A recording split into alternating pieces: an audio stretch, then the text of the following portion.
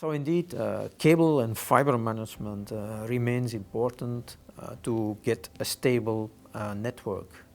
A network that is not stable will have influences from the outside. It will disturb the transmission, and especially for the high bitrate streaming video services, this can become very important, because the system will retransmit the signal each time, but when it has to do that too often due to the disturbances, you will miss the frames. So your video will not be smooth, and people will not be happy with the quality that they receive from this service.